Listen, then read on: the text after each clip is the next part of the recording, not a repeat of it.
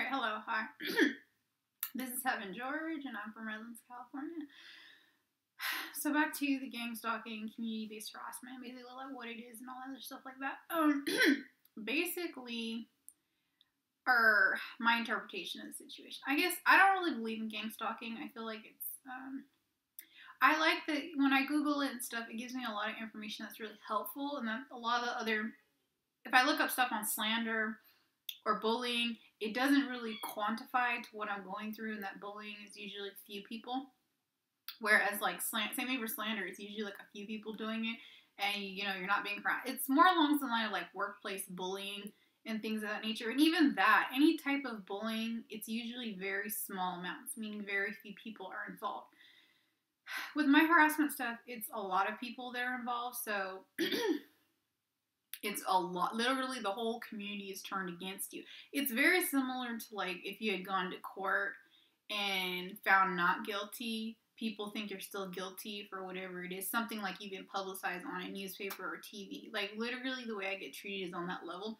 Even though I've never really technically gone to court or I've never really been investigated for a real crime, the treatment level is literally on that level. And the reason it's to this abuse level is that the person that hates you or the person that dislikes you or wants to be your enemy is literally someone working in the system. It's somebody that works like criminal justice profession, like a police or FBI or your boss at work, somebody with a leadership position or an authority position, somebody with social connections, somebody with you know, somebody who knows people, somebody that's respected in the community. It's people that work in the system. That is why these campaigns are so effective. Now, the person that started the rumor may not actually be working in the system. They may just be best friends or family or spouse, or some sort of relationship. They know someone that can hook you up and destroy someone's life. The type of power these people have, you know, they're not millionaires, they're not rich people type, you know, they're not political leaders. Though you would assume that these type of situations are more along the line of, like, if you're a politician or something like that. The reality is, these harassment, mobbing, slander, bullying campaigns, stuff like that, I mean, it can happen to anyone. But the people that get targeted are obviously people that are in, negative. I would assume that it's easier to target someone with problems with their relationship, meaning a divorced person or a single person or a person who has problems with their family or someone that's single, somebody that's alone, somebody that doesn't have that many friends, introverts. So I think people that are targeted with these situations obviously have some sort of negative to begin with. That makes it easier for them to be vulnerable victims to something like that. And how they get the community to believe all these lies. It's amazing that just lying is all you really need. You don't need anything else. You just need to lie and make a story up. Mainly, it's trust of, like, they're friends with each other or, you know, visiting acquaintances. They don't even have to necessarily be best friends, but just they visit on a regular basis, or acquaintances, or sometimes they don't even know these people and they use, like, badge intimidation, stuff like that. There's just a lot of things that they could do to try to spread the rumor really bad. With my situation, it was really bad on another level, in that the Redlands Police Department and Loma Linda Administration Hospital, I think, are the co-conspirators. Though I would say Redlands Police Department slightly more likely, but the harassment started at the Veterans Administration Hospital. The point is, the people doing this, I already said how it's probably a man, not a woman, that actually does these things. The thing, not that it really matters what gender they are. The point is, basically, I don't really believe in gang stalking. I like the word because it reminds me, like, this community are a bunch of gang members, and so because the word gang, it means, like, criminal. Not actually. The real word for gang could mean a group of people, if you could look at the dictionary term, but the social perception of what has culturally been associated with the word gang is usually criminal. But the dictionary term, it just means a group of people that are friends with each other, basically. But, you know, like I said, you know, you don't want to confuse people. You know, if a certain word is already commonly used with a particular idea, I don't want to confuse you. That's the reason why I like the word gang stalking, is because it basically labels the community like a bunch of gang members, which is why I love saying the word gang stalking. But it's not really the best term to describe what's happening. What's happening, I think the best word or term to use for me, in my opinion, is community-based harassment, is that the community is working together to destroy the life of one individual. Or, you know, in order to basically gossip, which is really, really bad gossip, which is actually a better term, is community-based harassment. But, at the same time, you don't really I don't know, I just, on the internet, I found better stuff. When I Googled gang stalking, or when I YouTube gang stalking, I found better information. I don't believe all of it, because sometimes they say electric harassment and all this stuff like that. I don't believe too much in that. I mean, I'm not saying it's not true, because you never know, because the whole MK Ultra, all that. We know MK Ultra is a fact that it was a experimentation gone wrong. Basically, how's it? It was a way to, they were practicing, like they were doing experiment in America, like 1940, 1950 something, or 1960 something like that. They shut it down 1970 something, forgot the exact date and time, because they said it was, they did illegal stuff. They would give the patients illegal drugs as a way for interrogation method. They would interrogate people using like LSD and other drugs on them, which is not legal. And so that's why the whole program got shut down. Other things they were doing, how did they MK Ultra? They were abusing people mentally and all this other stuff like that. Basically, the whole purpose of the experiment was to create no-touch torture, interrogation method. They're not supposed to torture you. They're trying to harass people, and then they would do a lot of psychological stuff. You know, not give people food, you know, they can't sleep for like 7 days or like 10 days, stuff like that. You know, cold room, they put you in a room that's like probably like 40, 30 degrees the whole day, and no coats and stuff. Like, they would just it was an experiment on how to harass people or like interrogate people or something like that. And, you know, they went a little overboard with some of their things, and as a result, the whole thing got shut down. And they found the whole experiment to be useless. They found it to be abusive, and they chose not to use any of the methods. There was a lot of other stuff. I forgot. Electrocution, maybe, I think. Electrocution and stuff. It was just like, yeah. So anyways, the MK Ultra got shut down because they found it all to be abuse. Anyways, what was I going to say? They do a lot of weird stuff with experimentation. Like, I know that sometimes prisoners or mentally ill people can be used as experiments for drugs that they don't want to be. Like, they'll be forcibly put experimental drugs that are not FDA approved, meaning the Federal Drug Administration has not approved the drug, and they will give it to you just because you're mentally ill or you're under foster care, under government homes. Well, that reminds me of the electrocution, the little ECT. Back in the old days with the psychiatric people, they used to force ECT on you. So they already have shots to make you go to sleep in the medicine. That one's already forced. There's nothing you can do about that. But they would literally, the little brain electrocution thing, that would be by force. It doesn't even work. It doesn't even work. That's the thing. It was not even proven to work, but they would force you to do it. So, that's on history of psychiatry. I don't even want to get, and they would do it to children forcibly, like 6 years old, 10 years old, 12, not even adults sometimes. So anyways, that's illegal. You can't do stuff. Well, actually, no, it's not. If your parents approve, actually, this is a totally different topic. If your parents approve of it, they're like, anyways, I'm just bringing up the topic of illegal activity. And I know that there's the electrical harassment that people are claiming. You know, there's bad things that our government has done. Nobody's denying that, you know, with slavery, and women were not allowed to work for a long period of time. And, stuff like that, you know. So there's imperfections in human history that you'll find in any given society. But the electrical harassment stuff, I don't know, it sounds a little too crazy, but I don't necessarily not believe them, in the sense that I do believe that they use spy equipment in terms of like GPSing or hacking your computer and things like that. This is just not legal. I think that's possible. There's criminals that know how to do that. You don't need to buy it from the black market. You could just learn to do it yourself at home or something. What else besides GPSing? You know,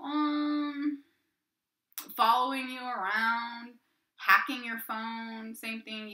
You go to the phone companies. I don't necessarily believe in electrical harassment, but I believe in illegal use of spyware, which is what I think is more likely. And in that sense, I can't really prove or disprove it, but I think it's a strong possibility. So in terms of the electrical world, that's what I think is possible. just abusing their rights of power, intimidating people, creating false documents, possibly creating fake warrants when they don't really have a warrant, but they'll get a piece of paper. I mean, who would know what a warrant really looks like? Some people don't know what it looks like. So I'm not saying that people are that dumb to where you get a piece of paper and you write warrant. Here you go, piece of paper, the line paper, and get warrant here. I don't think people are that dumb. But I mean, you need like a little document, a little printer and stuff, and write and decorate the paper with like dark blue and make it look all official. Maybe like a stamp the president's. I don't know. Like, you can Google what a warrant looks like online, but I mean, if you don't have a computer that moment and stuff, nowadays they have computers on the phone, so you could, the cell phone, and you could Google it right there to double check, see if it looks real. But I mean, who would do that? Not everybody has the internet on the phone either. The point is, those type of manipulations, I think, are possible.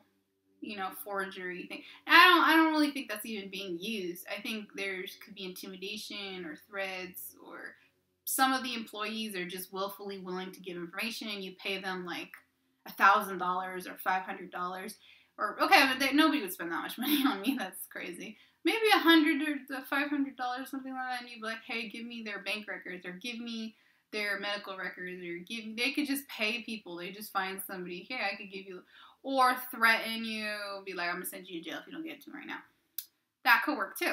Now, I don't really think threats are being used. The reason I don't think threats are being used is because if people were being threatened, they wouldn't harass me. You know what I mean? So, example, let's say the banks are mean to me. But the U.S. Bank in Ireland is me. I would love to give you specific names, but I'm afraid of being harassed. They're mean to me. And I think, ew. Now, let's just pretend, that's another topic, but I would love to Yelp review all these people, but it's like, if you go on Yelp.com, if you put too many negative reviews, they kick you off the site. How I know, I'm not going to get into. We'll just say I know this for a fact. The point is they delete you from the website, and then all the complaints that you'd made on that website. Yelp is like the biggest review website there is. Then there's Google Review too. Same thing. Any of these websites, if you complain too much, which I have trust me when I say I got a ton of complaints. I don't complain. That's the other thing about my situation. All these places deserve 100% to be complained against, but in most cases I don't, because I'm afraid of further harassment and retaliation. That's the whole reason why I'm being harassed. I'm being harassed because I made a complaint. So, it's a little bit difficult for me in that, like, I don't really have many good options of places to go and things like that. What do I say about group harassment, mobbing, bullying, all that stuff like that? Yeah, I don't really believe in electrical harassment, stuff like that. I mean, at least I can't prove it. Now, there is the body language harassment where they'll get so near you, you will feel the burning sensation. They will hit the wall so many effing times that your ears get really pain. Like, they'll just keep scratching the wall and banging and punching the wall over and over to where, like, your brain, it starts getting sensitized as if you almost got hit. Or they keep doing all these squeezing motions and your ears are like all bleeding out and everything like that. I'll get into my farting history, which is, I don't know, one of my videos. I'll put that in. I don't know now or in next summer and stuff, but that'll be another video I'll do about gastronomical problems, which is why I think the noise harassment might be so severe. They're trying to humiliate me for my problems. But that's another topic. The other types of harassment they do, like I said, the noise harassment. Oh, that's another topic, noise harassment, which I could further specify.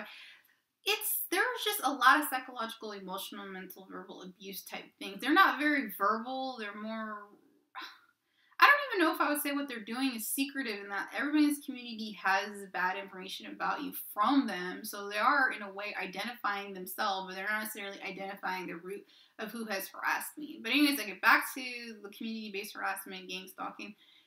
Community-based harassment just sounds a better word in my opinion, though, like I said, I like the word gang stalking because it just really, it feels like you're being stalked. It does, even though I don't know if I can legally constitute that what they're doing is stalking, though it borders on, they do follow, so following is 100%, though following is not always a crime. You do have a right to follow, to a certain degree and extent, but they divide the amount of following so so many people are watching. You're just being watched. People are watching what you spend your money on, who you associate with, what you said that day, and all these type of things. Like, sometimes they even repeat sentences you said a few months or a few days ago, and then they'll say it when you go somewhere else. So meaning you've never seen this person in your life, but they have repeated something that you said in your conversation. So it's really creepy how they would know stuff like that, and that's because they're conversating about you. People are talking behind your back, basically.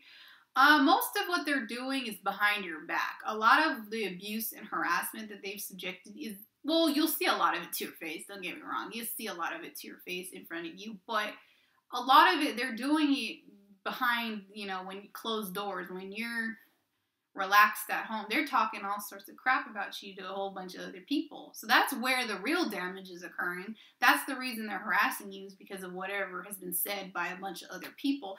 That's the reason why they're harassing you, So without the gossip, they would never be harassing you. So,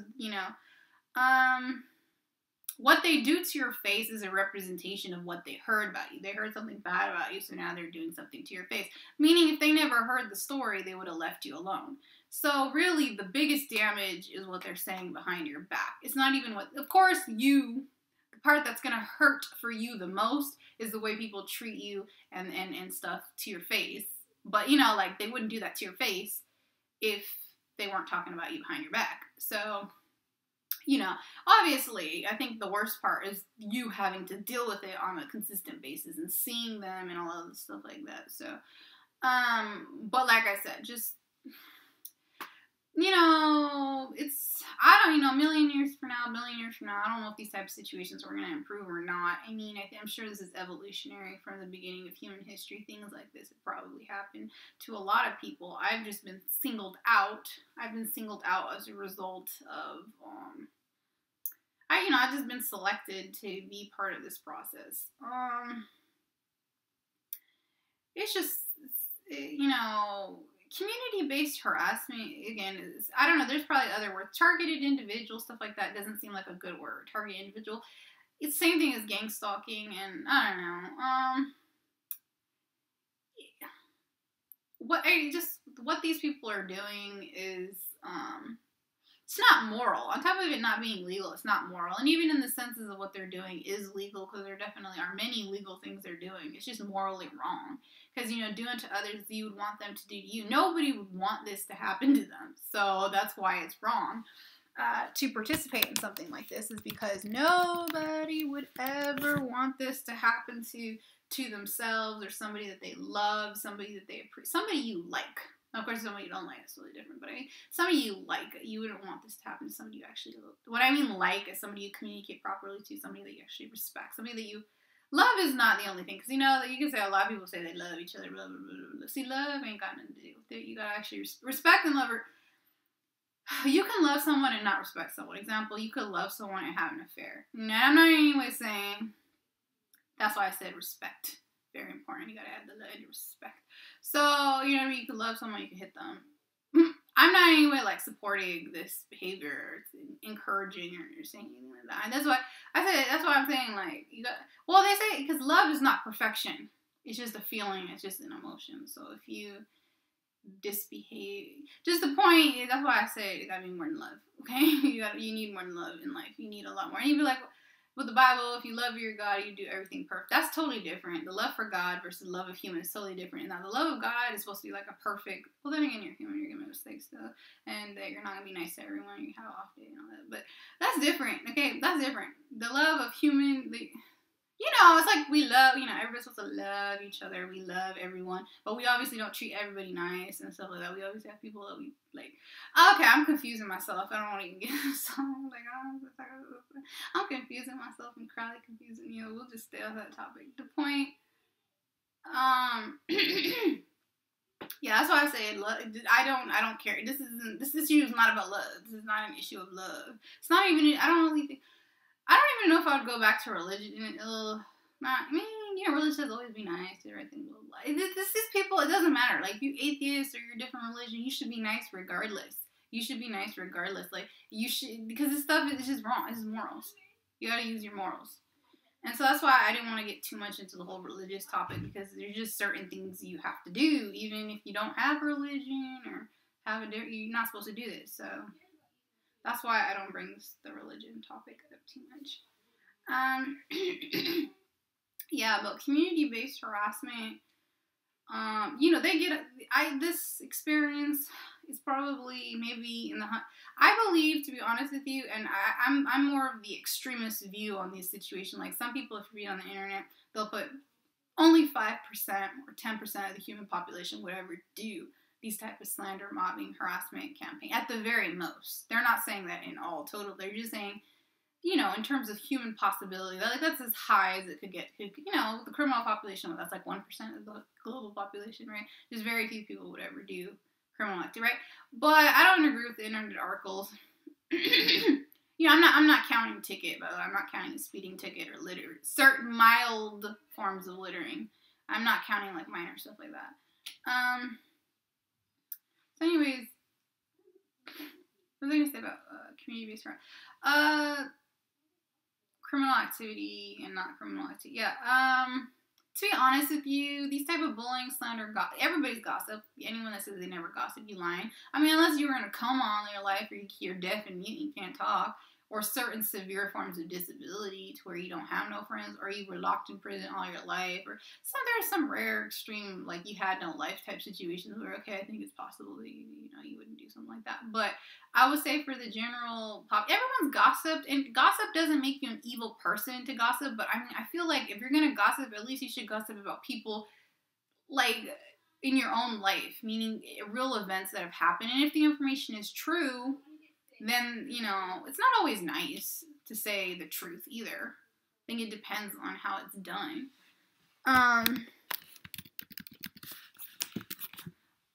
Everyone's dating. Well, a lot of people have. It doesn't make you a bad person. This type of gossip makes you a bad person. No, it doesn't make you a bad person, but it's not right. I mean, it's 100% preventable, 100% controllable. They can stop it. They could choose not to do it. Like, they have that 100% ability not to talk like this to people. Like, 100%, it's controllable. Like, I feel being fat would be more difficult to control than this. Like, I feel there's certain other types of behavior that would be more difficult. This one, I feel, is very, very, very, very, very, very, very easy to stop. I don't see how difficult this one would be to stop. Like, there's other behaviors.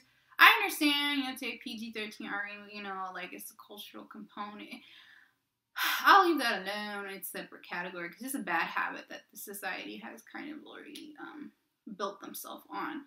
But that's separate. I feel this one's really easy. I feel this is really easy for people to stop. I just feel this is very, very, very easy for people. But again, nobody wants to do it, and this is what people want to do. And 100% full control. These people they can choose not to do the slander and mobbing and harassment campaigns. They just don't want to. They're purposefully and willfully doing this to literally destroy the remainder of my life.